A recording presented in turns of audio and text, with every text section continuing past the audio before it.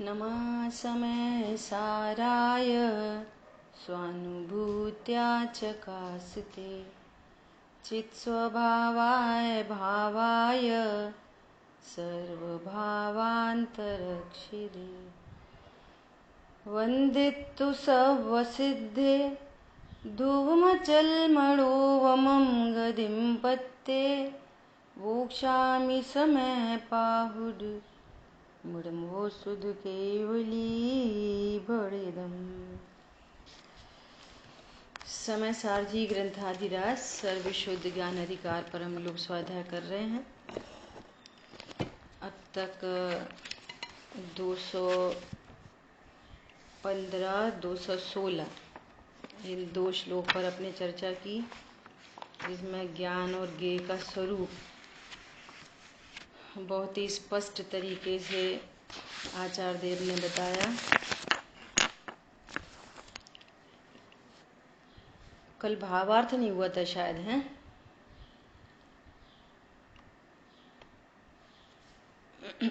216 का भावार्थ पढ़ते हैं एक बार, है देखो। हो गया था। हो गया था। चलो एक बार पढ़ते हैं। शुद्ध न की दृष्टि से देखा जाए तो किसी द्रव्य का स्वभाव किसी अन्य द्रव्य रूप नहीं होता, अर्थात जीव कभी पुद्गल नहीं होता, पुद्गल कभी जीव नहीं होता। अन्य द्रव्यों के परिणमन से मुझ में कुछ नहीं होता, है ना। ऐसा जैसे चांदनी पृथ्वी को उज्जवल करती है, किंतु पृथ्वी चांदनी की किंचित मात्र भी नहीं होती। कैसा एग्जाम्पल दे रहे हैं। चांदनी में पृथ्वी प्रकाशित होती है। प्रकाशित होने का मतलब ये नहीं है कि जो चीज प्रकाशित हो रही है वो मेरी हो गई। ज्ञान में कुछ जानने में आ रहा है तो वो मेरा हो गया, घर जानने में आ रहा है तो वो मेरा हो गया। इसलिए यहां पर ऐसा कह रहे हैं। इसी प्रकार ज्ञान ज्ञेय को जानता है, किंतु ज्ञेय ज्ञान का किंचित मात्र भी नहीं होता। ज्ञेय ज्ञान का किंचित मात्र भी नहीं होता, ऐसा कह रहे हैं। समझ आई बात। आत्मा का ज्ञान स्वभाव है। हमको प्रसिद्ध क्या करना है कि आत्मा का ज्ञान स्वभाव है। आत्मा सदा ज्ञान रूप रहता है। प्रसिद्धि होनी है स्वभाव की, और प्रसिद्धि करते हैं ज्ञेयों की। और फिर अकेले ज्ञेय की प्रसिद्धि नहीं, ये ज्ञेय मेरा है, ये अच्छा है, ये बुरा है, इससे लाभ है, इससे हानि है, ये तो इसलिए अनंत क्लेश को पाता है। आत्मा का ज्ञान स्वभाव है, इसलिए उसकी स्वच्छता में ज्ञेय स्वयमेव झलकता है। ज्ञेय पदार्थ स्वयमेव ज्ञान में झलकते हैं, किंतु ज्ञान में उन ज्ञेयों का प्रवेश नहीं होता। कितना स्पष्ट, एकदम स्पष्ट। और इससे और स्पष्ट क्या होएगा, बोलो।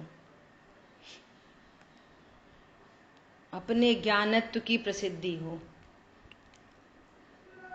पंडित साहब की स्वाध्याय में बहुत सुंदर बात आई। जानना तो प्रति समय हो ही रहा है सब जीवों को, एक इंद्रिय से लेके सिद्धों तक जानना तो प्रति समय हो ही रहा है। अब बात यह है कि कैसे जाने, कैसा जाने, बात यह है। भेद ज्ञान से जानोगे तो निश्चिंता, सहजता, और भेद ज्ञान से नहीं जानोगे तो कल्पना लोक की दुनिया, और फिर अकेला कल्पना लोक नहीं, वो जो इष्ट अनिष्ट की कल्पना है, फिर वो इष्ट अनिष्ट से उन परिणामों में परमाणुओं को अट्रैक्ट करने की शक्ति है। जो इष्ट अनिष्ट की कल्पना है ना, उसमें और उसके फल में जो राग द्वेष होते हैं उसमें, दोनों में क्या है?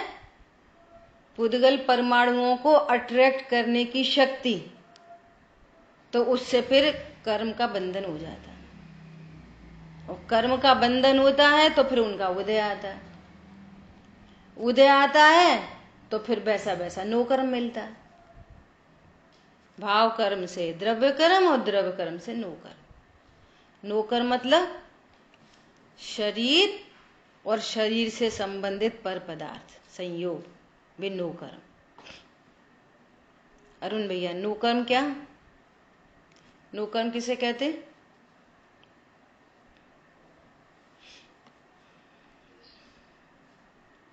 शरीर और शरीर से जुड़े संयोग। हाँ, जिनका लक्ष्य करने पर राग द्वेष होता है, वे सब नो कर्म।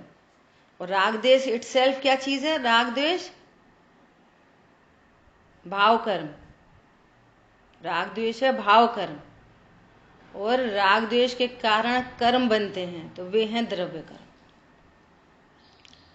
ठीक है? स्वरूप कैसा है? और जानना प्रति समय हो रहा है। अब जानना हो रहा है, मेरे बच्चे, मेरी पत्नी, मेरा शरीर, फिर अच्छा शरीर, बुरा शरीर, अच्छे बच्चे, बुरे बच्चे, अच्छा पति, बुरा पति, अच्छा घर, बुरा घर। और जो अच्छा अच्छा कर्माधीन अच्छा अच्छा हो जाए तो अहंकार, हाँ मेरा आलीशान घर है, अरे मेरे बच्चे मेरी आज्ञा में रहते, मेरा शरीर में बहुत सुंदर, तो अहंकार, अनंतानुबंधी मान। और नहीं तो दीनता, नहीं तो क्रोध, द्वेष, ये उनके रिजल्ट हैं। और ये भाव कर्म की उत्पत्ति, और भाव कर्म की उत्पत्ति से द्रव्य कर्म का बंध, और द्रव्य कर्म से फिर संयोग, वैसी वैसी गतियां। और भेद ज्ञान से देखें तो भेद ज्ञान कर देखो भाई, और भेद ज्ञान से देखेंगे तो क्या होएगा? ज्यों का त्यों दिखेगा, साफ सुथरा।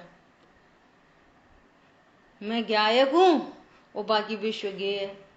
और गेय है जैसे चांदनी की पृथ्वी नहीं होती, ऐसे कोई गेय मेरा नहीं होता। वे गेय मेरी प्रसिद्धि कर रहे हैं कि मैं गायक हूं। हर क्षण गेय का झलकना ये प्रसिद्ध कर रहा है कि मैं गायक हूं। और मैं गायक हूं का अर्थ है कि विश्व में कोई मेरा नहीं।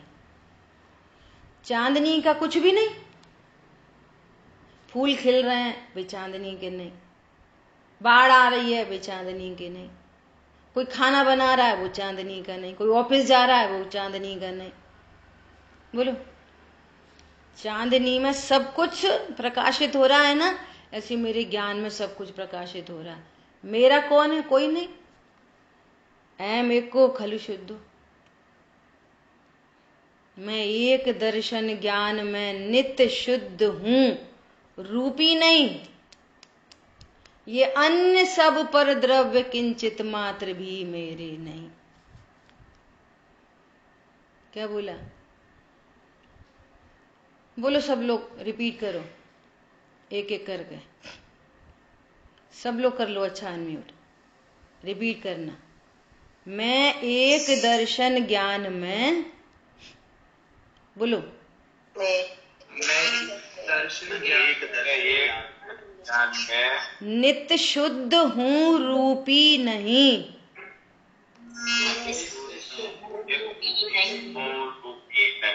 ये अन्य सब पर द्रव्य मेरे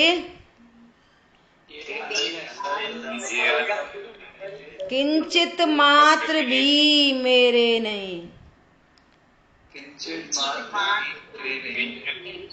ठीक है, अब सब म्यूट कर लो, सब म्यूट कर लो। मैं एक दर्शन ज्ञान में नित्य शुद्ध हूँ, रूपी नहीं। ये अन्य सब पर द्रव्य किंचित मात्र भी मेरे नहीं। मैं एक दर्शन ज्ञान कि पूरी बात ही खत्म हो गई। जब कोई मेरा नहीं, जब देह मेरी नहीं, तो मैं सुंदर और मैं कुरूप, बात ही खत्म हो गई, पूरी खत्म हो गई, नहीं हो गई। दर्पण में देखो जड़ रूप दिखता, वो जड़ रूप तो मेरा नहीं। अब जो मेरा नहीं तो मैं अच्छा बुरा, भाई जी ऐसा बोलते हैं, आज तक कोई ने तुम्हारी बुराई करी कि नहीं करी? अरे साहब क्या बताएं, बे हमारी बुराई करते, बे हमारी बुराई करते, हमारी सास तो पीछे पड़ी रहती, हमारी तो पड़ोसी पीछे पड़े रहते। कि तुम्हारी बुराई कहाँ करी? तुम्हारी बुराई कोई कर सकता है? तुम हमारी बुराई करके बताओ। हम तो बोल देंगे साहब पंडित जी आप तो ऐसे बोलते हो पंडित जी। हम ये कह रहे हैं हमारी बुराई करके बताओ। नहीं आई समझ में? हम तो कह तो रहे हैं तुमने जे खाल लगे तुम वो खाल लगे। अरे हम ये कह रहे हैं हमारी बुराई करके बताओ। तुम तो कोई और की बुराई हमारी बुराई समझ रहे। ये अन्य सब पर द्रव्य किंचित मात्र भी मेरे नहीं। बोलो जब पति मेरा कुछ नहीं तो अच्छा कि बुरा? बोलो भाई बहन सास बहू अड़ोसी पड़ोसी मेरे नहीं तो अच्छा कि बुरा? पूरी बात खत्म हो जाती है, अच्छा कि बुरा। अब ये एक निर्णय का ये आनंद है, और इसके बिना सब शून्य है। हम तो वो तो हमसे इतना बोलते रहते, हम तो भैया कुछ नहीं कहते। तुम कुछ नहीं कहो तो भी तुम्हें अनंत पाप पड़ रहा है, और मुंह चलाओ तो बहुत ही पड़ रहा है, और कुछ नहीं कहो तो भी पड़ रहा है। क्यों? मेरा पति वो खराब है, ये कल्पना लोक है। क्या बोला? बोलो किंचित मात्र भी मेरे नहीं, किंचित मात्र भी मेरे नहीं। हमारे बच्चे तो बहुत अच्छे हैं, एकदम आज्ञाकारी। सुनो अनंत पाप पड़ रहा है, किंचित मात्र भी मेरे नहीं। अच्छे बुरे की बात ही खत्म हो गई। समझ में आ रही है नहीं आ रही है? और अब दूसरी करणान योग से बात करो। ये द्रव्यान योग से बात हो गई, अब इसी को करणान योग से बात करो कि सुन भैया संयोग तो तेरा कभी होता नहीं, सबसे सुपीरियर मोस्ट बात, पहली बात है। दूसरी बात, जो भी कोई संयोग है वो तेरा ही किया हुआ कार्य है पूर्व का, तो किसे दोष देना है? सबसे पहली बात, फर्स्ट अटेम्प्ट, कोई संयोग मेरा नहीं। दूसरा अटेम्प्ट, जो कुछ है सो कर्माधीन है और विनाशी है, तेरे ही पूर्वकृत कर्म का उदय है। नेचुरल प्रकृति में ऐसा ही मिल गए सब। इसलिए भेद ज्ञान कर देखो भाई। देखना तो प्रति समय हो रहा है, जानना तो प्रति समय हो ही रहा है, तो कैसा जाने, किस प्रकार से जाने, किस विधि से जाने? भेद ज्ञान कर देखो भाई। मिथ्यामान महादुखदायी, महादुखदायी, और सम्यक ज्ञान महासुखदायी, महासुखदायी। दुनिया में जो हो रहा हो रहा है। दुनिया में अनादि निधन वस्तुएं भिन्न भिन्न अपनी मर्यादा अनुसार परिणमन करती हैं, कोई किसी का करता हरता नहीं, बात खत्म।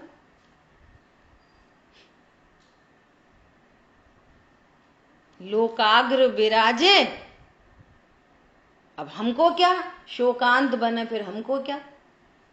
हम तो लोक के अग्रभाग में जाके विराजमान हो गए। अभी भी जानना हो रहा, पहले भी हो रहा था। भेद ज्ञान से जानना हो रहा है, राग पूरा समाप्त हो गया। अब कोई जी रहा है, कोई मर रहा है, कोई खा रहा, कोई पी रहा, कोई नरक जा रहा, स्वर्ग जा रहा, हमको क्या? बोलो हमको क्या? फिर हमने नहीं उनसे कुछ कही हो, फिर भी बिगड़ गए तो बिगड़ जान दो, हमको क्या? और भी सुधर गए तो सुधर जान दो, हमको क्या? बहुत गजब की बात है। हम तो भैया कोई सा कुछ नहीं कहते, नहीं चाहिए। निश्चय करो तुम कौन हो, तुम्हारा क्या है, कहो कि मत कहो। एक इंद्री जीव को तो रसना इंद्री नहीं मिलती, वो कहेगा कैसे? तो उसको पुण्य थोड़ी बनता है, बोलने की शक्ति नहीं मिली। हम तो कोई सा कुछ नहीं बोलते, तो बन जाओ एक इंद्री, किसी से मत बोलना, शक्ति नहीं मिलेगी बोलने की।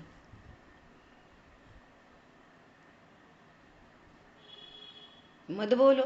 बोलने नहीं बोलने का मैटर नहीं है, मैटर ये है निश्चित करो मैं कौन हूं और मेरा कौन है, मुझे किससे लाभ है किससे हानि है, निश्चित करो। ठीक है, देखो आगे की गाथा, वो श्लोक है 217 श्लोक। अपन डायरेक्ट श्लोकार्थ पढ़ते हैं। बहुत अच्छा श्लोक है। और जितने भी अभी भी कोई प्रकार की भ्रांति है, अज्ञानता है, तो पूरी सफाई हो रही है आगे के श्लोक में। ठीक है, राग द्वेष का द्वंद्व, राग द्वेष का 24 घंटे द्वंद्व चलता है अपने आप से ही। वो ज्ञान में वे राग द्वेष उत्पन्न होते हैं अज्ञानता से, और वो ज्ञान में झलकते हैं। तो वो फाइटिंग कहाँ पे होती है? अंदर ही अंदर, बाहर कुछ नहीं होता, बाहर कुछ नहीं होता। जैसे मान के चलो हम ऐसा विचार कर रहे हैं यहाँ अंदर इधर, अरे सपना बहुत अच्छी है, वो अच्छे से सुनती है, ध्यान से सुनती है, और सपना को तो पता ही नहीं हम क्या विचार कर रहे हैं। किसी की बातें करो पीछे पीछे, उसको तो पता नहीं उसके बारे में क्या बातें कर रहे हैं। या फिर बोले एकदम बेकार है, ढंग से सुनती नहीं है, कुछ नहीं करती है, नोट्स बनाने को बोले तो नोट्स नहीं बनाती, कुछ नहीं करती, तो उसे नहीं पता। तो ये राग द्वेष का द्वंद्व कहाँ उत्पन्न हो रहा है पर लक्ष्य करते हुए? खुद ही में अंदर अंदर। अच्छा इससे बंद किसको होएगा? दुखी कौन होगा? खुद ही। बंद किसको होगा? खुद ही को। और सेकंड पार्टी को कुछ नहीं, द्वंद्व, दिन भर द्वंद्व द्वंद्व द्वंद्व द्वंद्व द्वंद्व, 24 घंटे द्वंद्व। वो चिड़िया रानी करती नादानी, दर्पण में तकती है खुद को और चोंच मारे। किसको? दर्पण को चोंच मारती है, चोंचे मारे, मारती खुद को। दर्पण में कुछ नहीं हो रहा, खुद ही को खून निकल रहा है। दर्पण में कुछ नहीं हो रहा, खुद ही लहूलुहान हो रही है। क्या कह रहे हैं? राग द्वेष का द्वंद्व तब तक उदय को प्राप्त होता है जब तक यह ज्ञान ज्ञान रूप न हो। कब तक चलता है राग द्वेष? बहुत राग द्वेष है, बहुत राग द्वेष है, बहुत राग द्वेष। कब तक है ये राग द्वेष? बोलो शांतनु, उस लाइन का अर्थ बोलो। जब तक यह ज्ञान ज्ञान रूप न हो, मतलब जब तक ज्ञान ऐसा नहीं माने कि मतलब ज्ञान की टेक्नोलॉजी को सही तरीके से नहीं समझेगा, तब तक राग द्वेष चलते रहेंगे। हाँ, कह रहे हैं ज्ञान ज्ञान रूप न हो, मतलब ज्ञान अपने को जब तक ज्ञान न जान ले। क्या जान रहा है? हम तो शरीर हैं, तो ज्ञान अपने को क्या जान रहा है? शरीर। और है कौन? ज्ञान है तो ज्ञानी, शरीर तो कभी हुआ नहीं। लेकिन अब वो जान ले कि मैं ज्ञान हूं। इसका अर्थ क्या निकालते हैं? इसका गलत अर्थ क्या निकालता है? देखो तब है जब अपन ज्ञान रूप रहें, अपन ज्ञाता रहें, रहे नहीं हो और ऐसा जानो, ज्ञाता ही रहते हो। नहीं हम ज्ञाता का रह पाते, वे क्रोध हो जाता, क्रोध कर देते, करते नहीं हो, क्रोध को जानते हो और ज्ञाता ही रहते हो तुम। क्या बोला? शरीर को जानते हो, तुम जानने वाली वस्तु हो, शरीर नहीं हो। तुम संयोगों को जानने वाली वस्तु हो, तुम संयोग रूप नहीं होते। कषायों को भी जानने वाली वस्तु हो, तुम प्रति समय जान ही रहे हो ओनली। कषाय को भी जान रहे हो। कषाय का ज्ञाता भले कहो, पर कषाय नहीं ज्ञायक में। उपयोग में उपयोग है, उपयोग नहीं क्रोधादि में। क्रोधादि में क्रोधादि है, उपयोग नहीं क्रोधादि में। उपयोग में क्रोध नहीं, क्रोध में उपयोग नहीं। तो ये समझता है हमें गुस्सा आ गई, ज्ञाता तो रहे नहीं, है ज्ञाता, और क्या समझ रहा है हमें गुस्सा आ गई, हम ज्ञाता नहीं रहे। पॉइंट पकड़ में आ रहा है? तो नए राग द्वेष उत्पन्न होते हैं। और अपने को ज्ञाता जानने को कह रहे हैं कि ज्ञान रूप न हो, मतलब ज्ञान अपने को ज्ञान रूप स्वीकार नहीं करे तब तक। ज्ञान है सो ज्ञान रूप स्वीकार करे। और स्वीकार क्या करता है? अपने को शरीर रूप स्वीकार करता है, संयोग रूप। तो कहते हैं ज्ञान की प्रतिपल उठे तरंग झांकता उसमें आत्म राम। ज्ञान की प्रतिपल उठे तरंग उसमें कौन झांकता है? आत्म राम। और जो ये ज्ञान ये कहता है कि मैं शरीर हूं, संयोग मेरे हैं, तो कह रहे हैं पराया ज्ञान जहां पर की है। जो ये ज्ञान पराया है, तो वो ज्ञान ही अजीब हो गया इस एंगल से।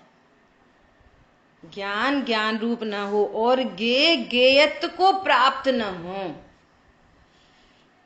है तो वास्तव में सब गेय, और तुम कह रहे हो मकान। है तो वास्तव में गेय, और तुम कह रहे हो शरीर। है तो वास्तव में गेय, और तुम क्या कह रहे हो? बच्चे। तुम कह रहे हो गाड़ी घोड़ा। वो है कौन सा? गेय। सब चीजें क्या हैं? सारे संयोग क्या हैं? गेय। और तुम कौन हो? ज्ञायक। तो पर पदार्थ तो गेय हैं ही, लेकिन तुम्हारे ज्ञान में उनका गेयत्व तो प्रसिद्ध हो और अपना ज्ञानत्व तो प्रसिद्ध हो, तब आप राग द्वेष के द्वंद्व से मुक्त हो जाओगे। परिणमन करता हुआ व्यक्ति, अच्छा बोलता हुआ व्यक्ति, खोटा बोलता हुआ व्यक्ति, हमसे तो खराब बोलते, हमारा भाई तो हमेशा हमें बुरा ही बुरा बोलता। तो अब ना भाई दिखे और ना बुरा बोलता दिखे, क्या दिखे? गे हैं,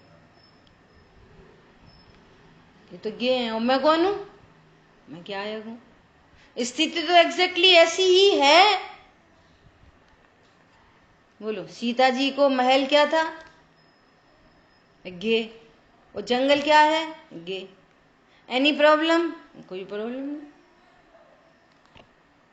राग द्वेष उत्पन्न हुए? नहीं। मिथ्यात्व उत्पन्न हुआ? नहीं। फिर अनंत संसार हुआ? नहीं। क्या कहा? अनंत संसार हुआ कि नहीं हुआ? नहीं। अभी वहां प्रतीन्द्र हैं देवगति में, वैमानिकों में गया जीव, वहां से आएंगी, इधर वो रावण आएगा, है ना, तो वो उनका पुत्र बनेगी। सीता जी रावण का पुत्र बनेगी, और फिर रावण बनेंगे तीर्थंकर, और सीता जी का जीव बनेगा उनका गणधर। बोलो, कौन रावण? वो अपहरण किया था। सोचो, जिसने पूर्व भव में अपहरण किया वो ही पिता बनेगा। देखो आप, गजब की बात। पूर्व भव में उसके प्रति काम वासना, और नेक्स्ट भव में उसके प्रति प्रेम वात्सल्य, मेरा पुत्र।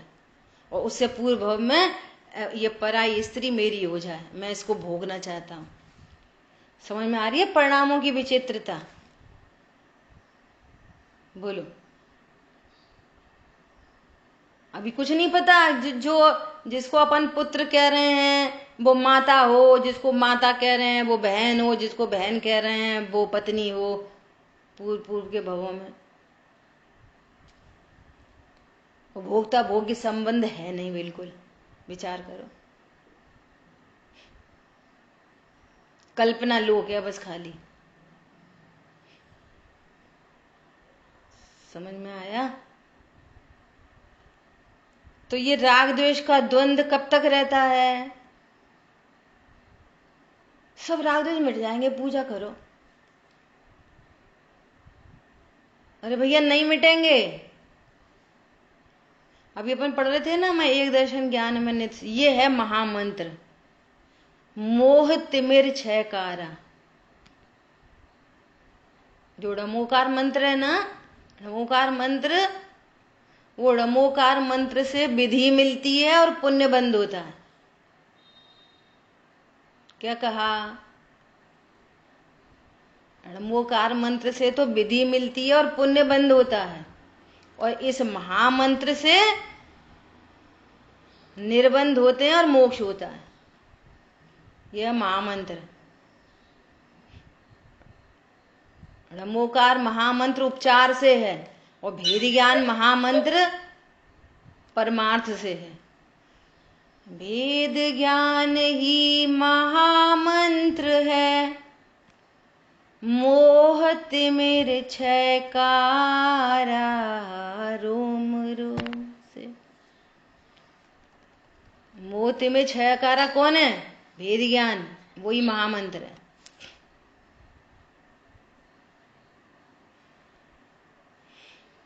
देखो सुनो, कल अमेरिका की क्लास में इतनी गजब की चर्चा आई, बिल्कुल लिखित में, लिखित में। आपको भेजेंगे उसको, उसकी उतनी क्लिपिंग निकाल के। पता क्या लिखा है? सुनना सब लोग बहुत ध्यान से, पूछेंगे मैं आपसे पलट के। Shantanu, be alert. वहां पर आशव तत्व का निरूपण किया। आशव तत्व किसे कहना? तो जो संसार के कारण है, दुख रूप हैं, हेय भाव हैं, वे आश्रव हैं। और वे आश्रव, सुनना ध्यान से, वे आश्रव निश्चय रत्नत्रय और व्यवहार रत्नत्रय से विलक्षण है, भिन्न लक्षण वाले हैं।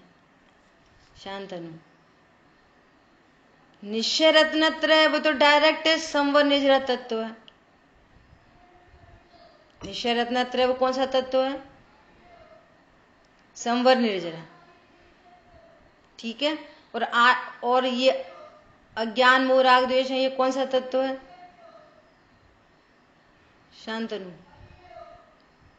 आश्रव तत्व। तो आश्रव तत्व और संवर तत्व कैसे हैं? विलक्षण, भिन्न लक्षण वाले। इसका सुख लक्षण है, इसका दुख लक्षण है, तो उसको कहा विलक्षण, ठीक है। ये निश्चय रत्नत्रय, सम्यक दर्शन ज्ञान चारित्र, त्रय त्रय आ रहे हैं, त्रय तो 3 लगाना चाहिए हमेशा, और ये मिथ्या दर्शन ज्ञान चारित्र। बहुत गजब की चर्चा है, सुनना ध्यान से। अब प्रश्न है, व्यवहार रत्नत्रय क्या चीज है? व्यवहार रत्नत्रय, अर्चना जी है ना अभी क्लास में? व्यवहार रत्नत्रय क्या है बोलो? तो छैडाला जी में क्या कहा? हाँ सुनना, छैडाला जी में क्या कहा? अब व्यवहार मोक्ष मग सुनिए, हेतु नियत को होई। छैडाला जी में आइए ना लाइन, अब व्यवहार मोक्ष मार्ग को सुनिए, जो क्या है? हेतु नियत को होई। अब बोलो व्यवहार रत्नत्रय क्या चीज है? कौन सा तत्व है व्यवहार रत्नत्रय? बोलिए, आप कुछ बोल रहे थे। शांतनु, व्यवहार रत्नत्रय क्या है? व्यवहार रत्नत्रय है आपका, उससे पहले जो तत्व निर्णय की प्रक्रिया चल रही है, छह द्रव्य सात तत्व का निर्णय चल रहा है, बराबर वो है उसका व्यवहार। बराबर। तो कौन सा तत्व में घटित करेंगे उसको? वो भी आश्रम में ही जाएगा। वो कुछ बोल रही हैं, आप बोलो। हाँ, आश्रम में ही लेंगे, क्योंकि वो उसमें निश्चय का हेतु बताया है ना व्यवहार को। तो जो हमारे अंतर जल वो बाह्य जल चलते हैं, तो ये तो आश्रम रूपी ही है सारे, तो इसको भाई साहब आश्रम में आपका ही लेंगे। वीडियो ऑफ कर लो। अजीत भाई साहब आपका वीडियो ऑफ करिए। वीडियो ऑफ हो गया ना? नहीं हुआ। नहीं हुआ?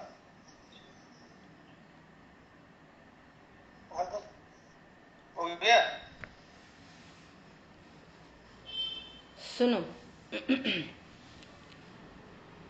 क्या बात चल रही थी वहां पे? चर्चा मूल में आचार्य भगवान ने ये कहा है, क्या कहा है कि ये जो आश्रम तत्व है, ये संसार तत्व है, बंध का कारण है, ये निश्चय व्यवहार रत्नत्रय से भिन्न लक्षण वाला है। दोनों को इधर लिया। अब ये व्यवहार रत्नत्रय जो है, न तो ये यथार्थ में निश्चय रत्नत्रय हेतु है उसका। तो पूर्व में जो उन्होंने बोला अंतर्जल बहिर्जल चल रहे हैं, आचार्य देव क्या कह रहे हैं? सुनो, आचार्य देव कह रहे हैं कि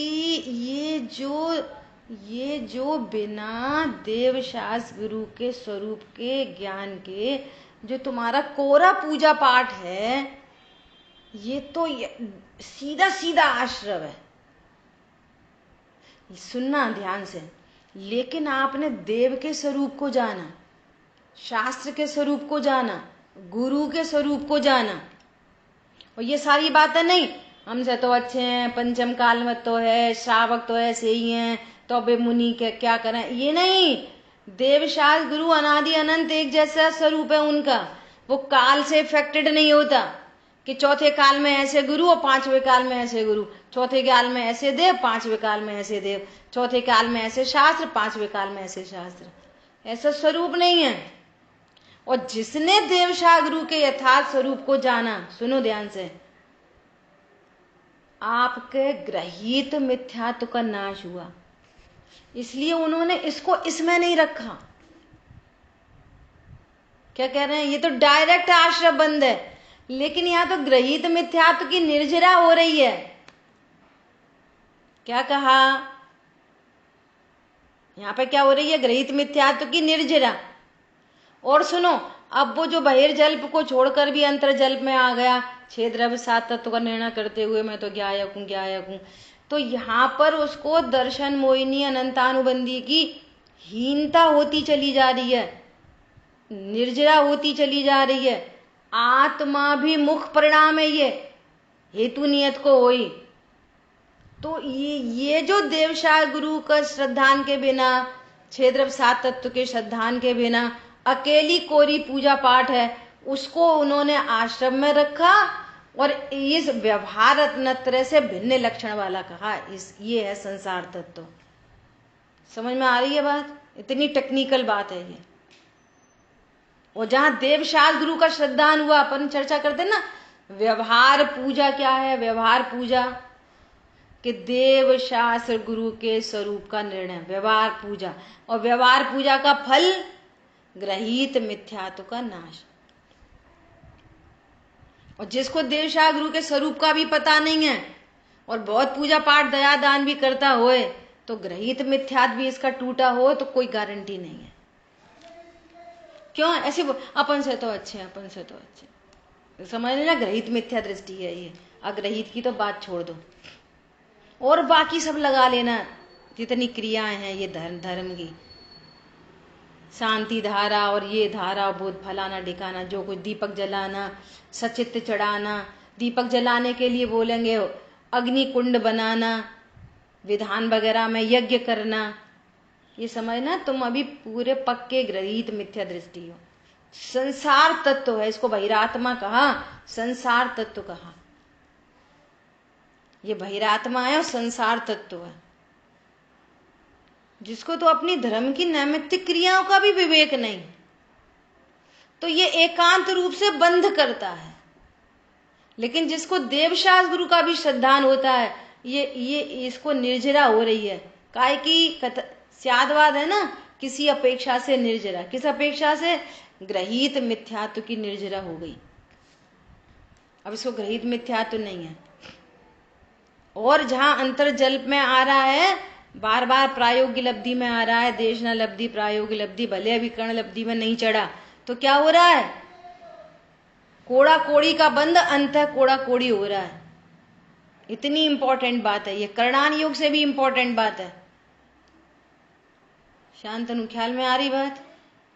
करणान योग से भी सिद्धि हो रही, और इसको तो न ग्रहित मिथ्या टूट रहा, अग्रहित की तो बात ही छोड़ो। ग्रहित मिथ्या टूटे बिना अग्रहित नहीं टूटता,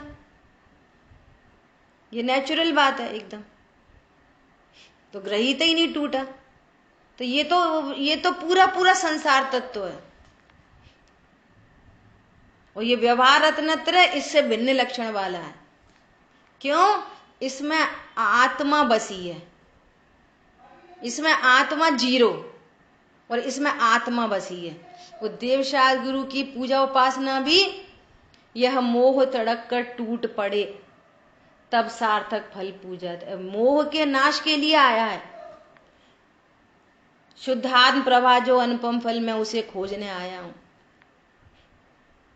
बोलो, दिशा ही है, इसकी दिशा संसार की है और इसकी दिशा मोक्ष की है। इतना बड़ा फर्क है। भले ही अभी रत्नत्र रूप परिणमित नहीं हुआ, दिशा ही दोनों की अलग अलग है।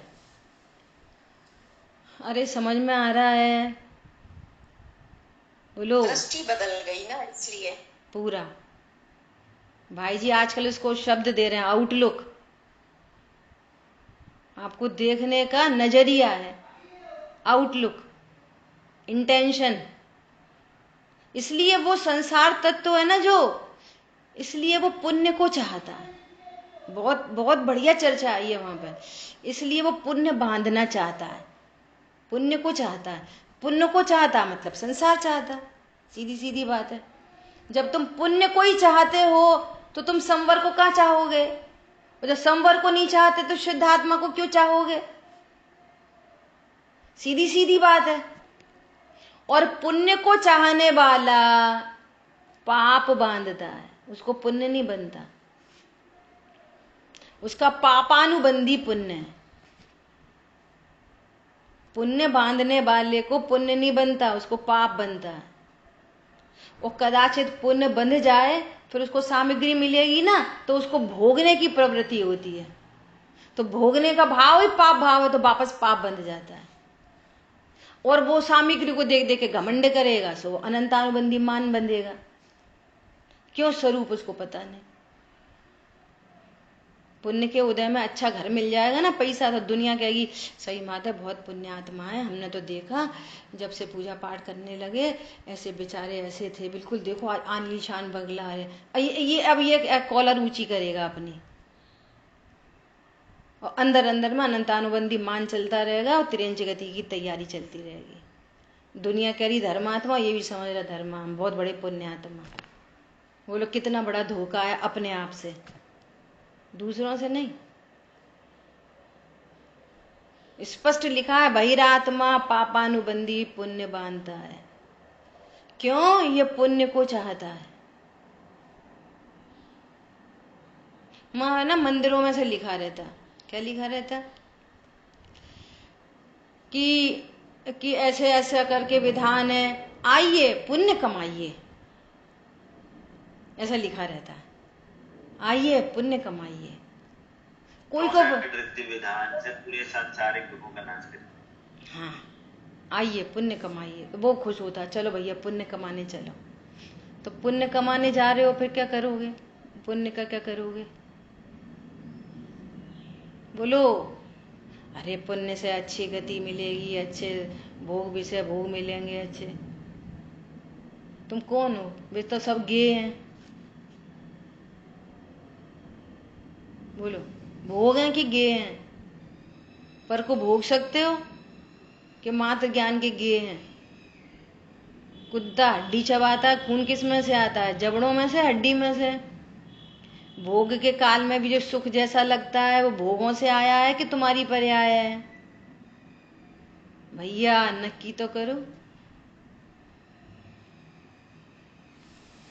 क्या बोल रहे हैं? राग द्वेष का द्वंद तब तक उदय को प्राप्त होता है जब तक यह ज्ञान ज्ञान रूप न हो और गेयत्व को प्राप्त न हो। अब ये कुछ नहीं दिखाई दे रहा, पत्नी बच्चे दुकान मकान सब ज्ञान के गे, और वो गे मेरे ज्ञान में आते नहीं, और मैं ज्ञान स्वभाव से परिपूर्ण हूं। अब राग द्वेष उत्पन्न होंगे? बोलो। वो कह रहे हैं शेर सुदर्शन तुमको सूली पे चढ़ाया जाता है, तो वो कह रहे हैं ये तो सूली ज्ञान का गे है ताकत। मुझे बहुत विचार आया ऐसा कि ये सम्यक दृष्टि ऐसा क्यों नहीं करते, तो लौकिक दृष्टि से देखते हैं इसलिए क्वेश्चन मार्क खड़ा होता है। हमने कोई गलती नहीं की तो पहले ही करता देख रहे किसी चीज का, तभी तो बोलना हमने गलती नहीं करी।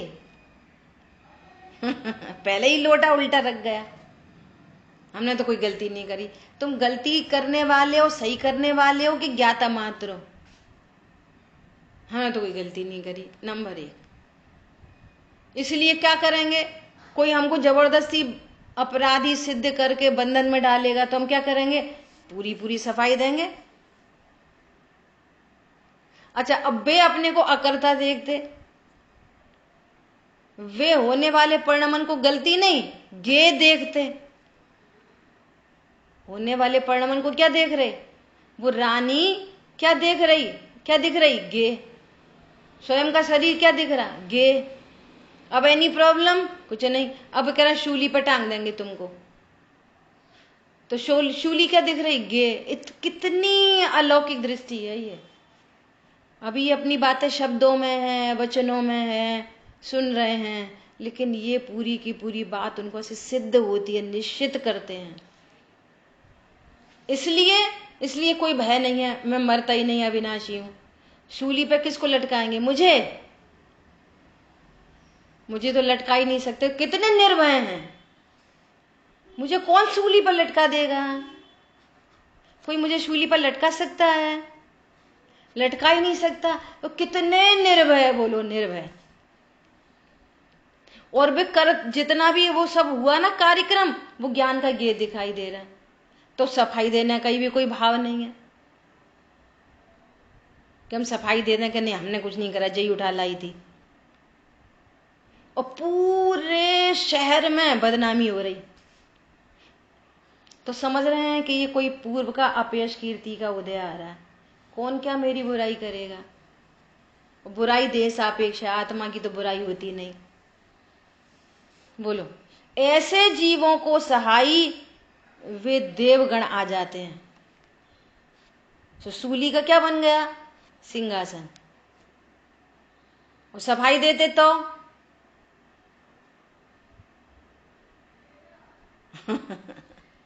सफाई देते तो क्या होता?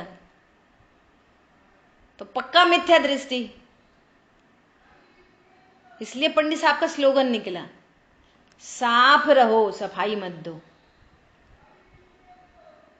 पंडित साहब का क्या, हम जो इतनी सी बात नहीं सुन सकते, इतनी सी तुरंत सफाई, इतनी सी बात नहीं सुन सकते तुरंत सफाई। काय को सफाई दे रहे? साफ रहो नहीं, कोई बात नहीं, थोड़ा धैर्य रखो, थोड़ा सहन शक्ति रखो। ज्ञान का गे ही तो है, ज्ञान गे पढ़ रहे हैं अपन, पूरा 1 महीना हो गया। 1 महीने से ज्ञान गे ही तो पढ़ रहे हैं। तो अपने चित्त में बिठाओ, काय की सफाई? ज्ञान का गे, किसने मुझे क्या बुरा बोला, किसी ने मुझे क्या अच्छा बोला? ज्ञान का गे मात्र ऐसा। इसलिए यह ज्ञान अज्ञान भाव को दूर करके, ज्ञान तो ज्ञान ही है, गे तो गे ही है, लेकिन ये अज्ञान भाव को दूर करके ज्ञान रूप हो, अर्थात अपने को ज्ञान रूप ही जाने। हो नहीं है ऐसा जाने, उसको होना कहते हैं। पर्याय में प्रकट हुआ ज्ञानत्व ऐसा कि जिससे भाव अभाव राग द्वेष को रोकता हुआ पूर्ण स्वभाव प्रकट हो जाए। ठीक है, अभी अपना समय हुआ है। इस लाइन पे, लास्ट लाइन पे चर्चा अपन कल करेंगे। जयेश का बार बार हैंड रेज हो रहा है। बोलो जयेश भाई, क्या बोल रहे हैं? जय हिंद माँ, जय हिंद सभी को। हाँ, मुझे एक तो ये पूछना था कि जो लोग बिल्कुल ऐसे हो जाते हैं, अपने आप को गायक मान लेते हैं और कोई भी चीज नहीं कर रहे होते हैं, मतलब ना तो भक्तांबर पढ़ रहे होते हैं, ना बोलियां लेते हैं बड़े बड़े मंदिरों में, ना कुछ भी ऐसी क्रियाओं में लिप्त नहीं होते, उनका लौकिक जीवन कैसा होता है? क्या बहुत मतलब लेविश होता है या मीडियोकर होता है? क्योंकि ऐसे लोग जो बहुत ज्यादा बोलियां लेते हैं, उनकी तो बहुत दिखती है, चांदी घरे में पूजा करते हैं, तो बहुत वैभव होता है उनकी लाइफ में। तो क्या गायक की लाइफ में वैभव होता है? देखो, पहली बात तो ये कि तुमने ये बोला कि जो अपने को गायक मानते हैं, तो मानने की बात तो ऐसी हो गई कि मान लेते हैं वैसे ही है, तो हम शरीर पर मान लो हम गायक हैं। तो पहले वाली बात ही एकदम गलत हो गई। मानते नहीं है, हैं जो हैं वो स्वीकार करते हैं। ऐसा नहीं है हम अभी शरीर हैं, अब हैं तो अपन स्त्री, मान लो गायक, ऐसा नहीं मानते। युक्ति, आगम से युक्ति से निर्णय करते हुए कि मैं ज्ञान स्वरूप भगवान आत्मा हूं, वे ऐसा जानते हैं। नंबर एक बात। नंबर दूसरी बात कि उनकी लाइफ कैसी होती है, तो उनकी लाइफ कैसी भी हो सकती है। अब समझो, पहले लाइफ का अर्थ समझो कि भगवान आत्मा, उसकी लाइफ क्या होती है? उसकी लाइफ होती है ज्ञान, श्रद्धा, चारित्र। आत्मा की लाइफ ये नहीं है शरीर। हम बोलते तो हैं, लेकिन अभी भी आत्मा के नाम से शरीर देखते। शरीर, आत्मा की लाइफ कौन सी है? ज्ञान, श्रद्धा, चारित्र। समझ में आ रही बात? अब उनके ज्ञान में भगवान आत्मा, श्रद्धा में आत्मा और चारित्र में आत्म स्थिरता। तो आत्म स्थिरता होने पर क्लेश नहीं, दुख नहीं, भय नहीं। ये है लाइफ, आनंदमयी लाइफ। ये है आत्मा की लाइफ। क्या कहा? अब हमारा प्रश्न है आपसे कि मुनिराज की लाइफ कैसी होती है? मीडियोकर कि लैविश? अनम्यूट करके बोलो। तो फिर अपन को कैसे दिखाई देंगे मुनिराज? आनंद में। तो बस खत्म हो गया, मिल गया नहीं प्रश्न का उत्तर। हम अभी भी आत्मा के नाम से क्या देखेंगे? शरीर। आत्मा के नाम से देखेंगे परिग्रह, और जो आत्मा है नहीं, और जो सुख का कारण नहीं। परिग्रह तो सुख का कारण ही नहीं। अभी अभी चर्चा हुई पापानुबंधी पुण्य। आत्मा को देखेंगे शरीर और आनंद के लिए देखेंगे सुख सामग्री। हाँ, जिनके पास बहुत वैभव है, बहुमूल्य जगत का, और पूजा यही करेंगे, बहुमूल्य जगत का वैभव ये क्या हमको सुखी बना सकता। क्या करते? पूजा। पूजा यही करेंगे और वही वैभव दिखेगा, और वही आत्मा के नाम से शरीर ही दिखेगा, सुख के नाम से परिग्रह दिखाई देगा। तो नक्की करो पहले तो आत्मा की लाइफ क्या? ज्ञान, श्रद्धा, चारित्र आत्मा की लाइफ है। वो चारित्र में जहां वीतरागता है, वहां आनंद है। उस आनंद का पर पदार्थों से कोई कनेक्शन नहीं है, और इस स्वभाव के आश्रय से आनंद की वृद्धि और वृद्धि और वृद्धि, पूर्णता सुखी। अनंत भगवान के पास कितना वैभव है, सिद्ध भगवान के पास कितना वैभव है? अरे पूरा वैभव है, आत्म वैभव। ये मेरा वैभव है, वो तो जड़ वैभव है, उससे सुख होता नहीं है। अब दूसरी तरफ आ जाओ कि जिनकी लाइफ ऐसी दिखाई दे रही है कदाचित कि बहुत परिग्रह है और ये सब है, तो परिग्रह तो पाप है, तो उनकी लाइफ में तो पाप है। परिग्रह कौन सा तत्व है? आश्रम कि संवर? 5 पाप में परिग्रह की गिनती है कि आनंद में गिनती है? परिग्रह की गिनती कहाँ पर है? 5 पापों में कहते हैं। तो 5 है, तो उनके पास बहुत वैभव है कि बहुत पाप है? बहुत पाप। फिर आगम से विचार तो करो। गुरुदेव श्री के पास कोई आता, अच्छा वो जो परिग्रह है वो जीव तत्व है कि पुद्गल है? पुद्गल। पुद्गल है। तो वो डस्ट मटेरियल है कि चेतन मटेरियल है? वो डेड मटेरियल। डस्ट मटेरियल है, डस्ट। तो इसलिए गुरुदेव श्री क्या बोलते हैं, तो बोलते साहब वो फलाने सेठ जी आए हैं, करोड़पति है, तो कह रहे धूर्णोपति है। करोड़पति मतलब पुद्गल, पुद्गल मतलब डस्ट, तो कहते हैं धूर्णोपति है। काय का करोड़पति है? करोड़पति तो अनंत भगवान है, करोड़पति तो मुनिराज है जिनकी स्वाधीन लाइफ है। बोलो, तुम्हारे को दुख उत्पन्न होता है, और दुख उत्पन्न होता है फिर एसी चलाते, दुख उत्पन्न होता है फिर एसी चलाते, उनको दुख ही नहीं उत्पन्न होता तो एसी फेसी क्या करेगा? कितना स्वाधीन सुख है। या भूख लगती है तो भोजन करते, बीमार होते हैं, बुखार आया फिर दवाई खाते, वो बुखार ही नहीं आता। कौन सी लाइफ अच्छी है? बुखार आया दवाई खाएं, फिर बुखार आया फिर दवाई खाएं, फिर बुखार आया फिर दवाई खाएं, और है ना दिन में 4 गोली खाएं, वो अच्छी कि थोड़ी थोड़ी मिटने लगी अब एक ही गोली खाते, बस बुखार डाउन हो गया, वो खत्म ही हो गया, अब एक भी नहीं खाते, क्या अच्छा है?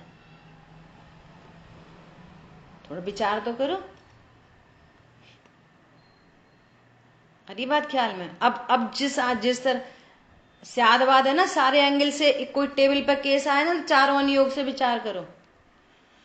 अब जिस तरफ से तुम आंसर लेना चाहते हो, अब उधर से सुनो कि ऐसे जीव 7 पुण्य बांधते हैं जो सम्यक दृष्टि होते हैं। अब ये बात चल रही थी व्यवहार रत्नत्रय की, व्यवहार रत्नत्रय से वे 7 पुण्य बांधते हैं। एक तरफ तो तत्व ज्ञान है और दूसरी तरफ 7 पुण्य, डबल डबल फायदा। तो वे कहाँ जाते हैं? यदि मनुष्य है और मनुष्य गति में गया तो भोग भूमि में जाता है, और मनुष्य है देवगति में गया तो वैमानिकों में जाता है। समझ में आ रही है बात? वो ऐसा अगर मनुष्य मर के वापस मनुष्य में जाए, दीन पैदा ही नहीं होता, राजाओं के घरों में पैदा होता है जितने सम्यक दृष्टि होते हैं।